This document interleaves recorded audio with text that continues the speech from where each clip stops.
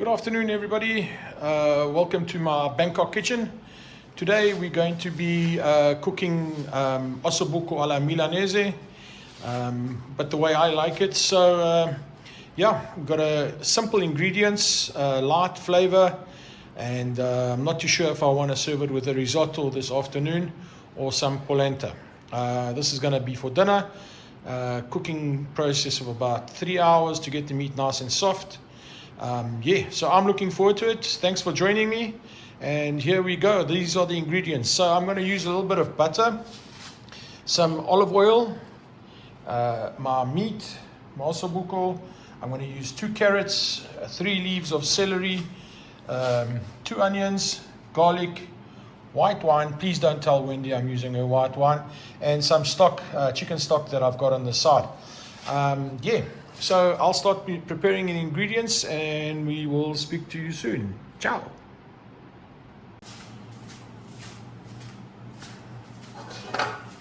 So as you'll see, I've already peeled my 2 carrots. I've peeled my 2 cloves of garlic. I've got 2 onions and just 3 stems of the celery that are going to be required. So on the celery, I'm going to chop it up nice and fine, up to about this point. I'll give it a taste when it comes about here. We don't want the bitter part, so we just want the light taste of the celery. So those will all be chopped up on all 3 of them. My onions are going to be finely diced. And for my carrots, I'm actually going, instead of cutting them into small pieces, I'm actually going to grate them today. And the same goes with the garlic. So that's what I'm preparing and getting ready on the side. But first, time to get the meat on the go. Right, here we go with the meat. So in Thailand, we don't have access to the usual cuts of meat that we'd find, for example, in South Africa or around the world, as beef is usually imported by slabs without the bones into Thailand, and it's imported from Australia. And so what I have to do today with the meat is I've gotten Australian shank and brisket, and I'm going to be cooking it the same way as I would have done an Osso Bucco.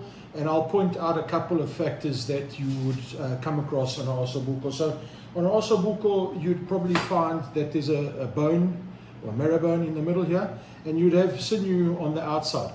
What we need to do when it comes to the Osso Bucco is we need to cut that sinew and break it off into pieces, or cut through it. That way, when the meat cooks, it doesn't cup on you. If you understand what I'm saying, it's going to lie flat into the pan. So I'm quickly going to cut off the bits of sinew that I don't want on the meat, and prepare the meat for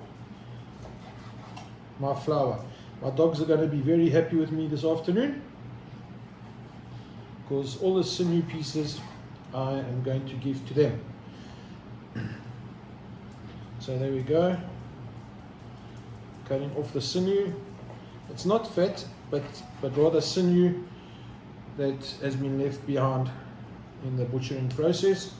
Here we've got a whole piece that I'm going to cut off there and there, and I'll show you why that is just pure sinew.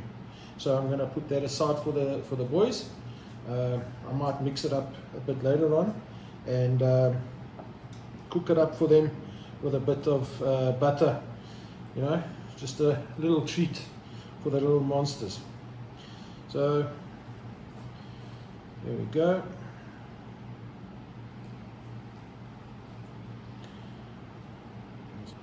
Perfect. Okay, so now we've done that, and now all it takes is to coat them with a bit of flour, tap them off, get off the excess,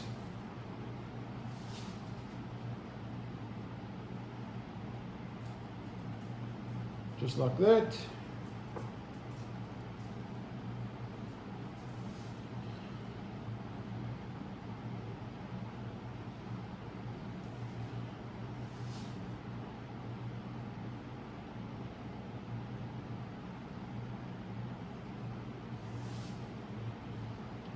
boys. And I'm going to give the boys. And that's it. Catch you later.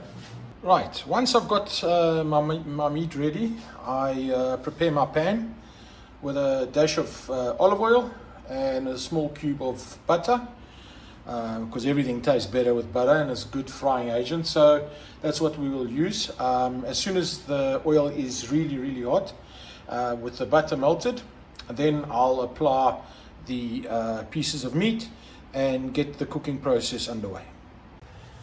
Yeah, while I wait for my pan to get warm, I always take the opportunity to have my favorite espresso in the morning. But this afternoon calls for an espresso, so I'm going to have a quick one. And always, viva la King. Salud.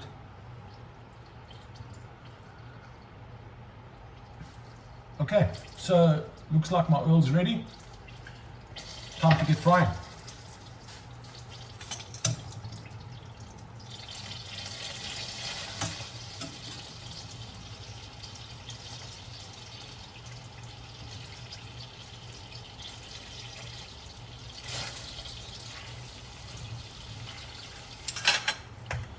Now that I got the meat underway, let's do the vegetables.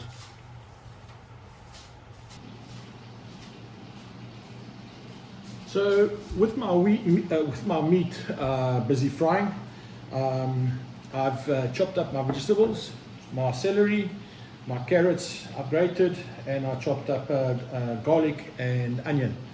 As soon as the meat has passed a medium raw, and it's going slightly brown on the outside from the frying, these go in.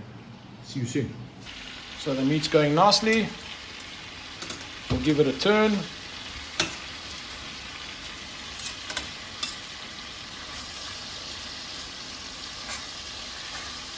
All right, after 7 minutes of frying the meat with the lid on, it's formed a little bit of a sauce, which is great. And I can now start taking the meat out and put the vegetables in.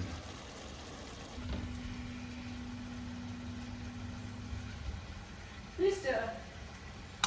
Hello, Mo.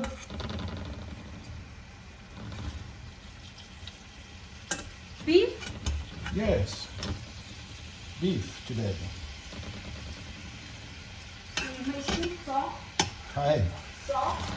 Oh.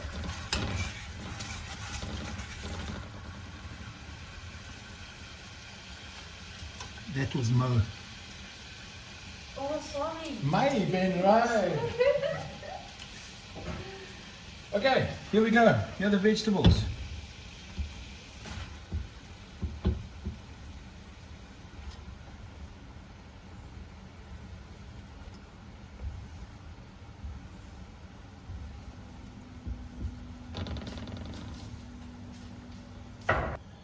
All right, so you heard her voice earlier.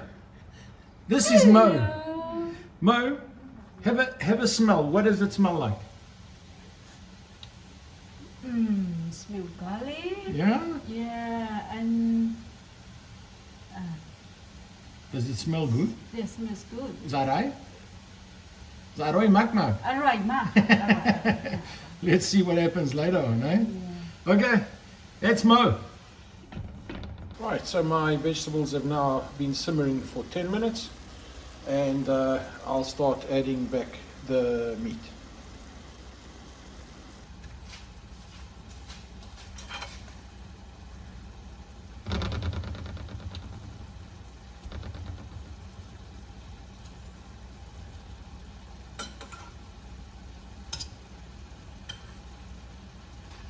And let us not forget this little sauce that has been pending.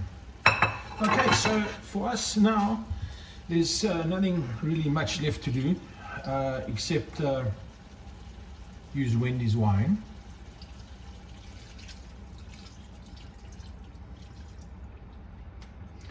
And then tap it up with some stock, in this case some chicken stock.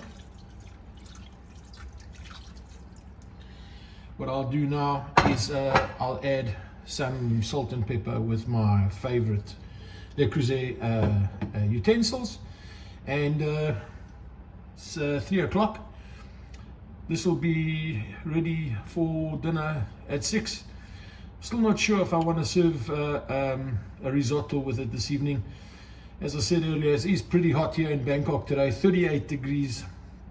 Yeah, it's stifling hot.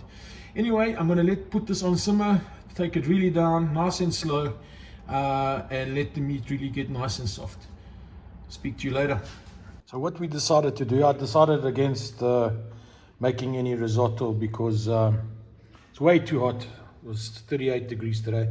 So that's my Osso Bucco alla Milanese. It's a bit watery, but still be pretty cool with rice, just plain rice. And what we've decided to do is warm up the beans that I made yesterday, and yeah, have that together as the meal. Thanks for watching. Bye.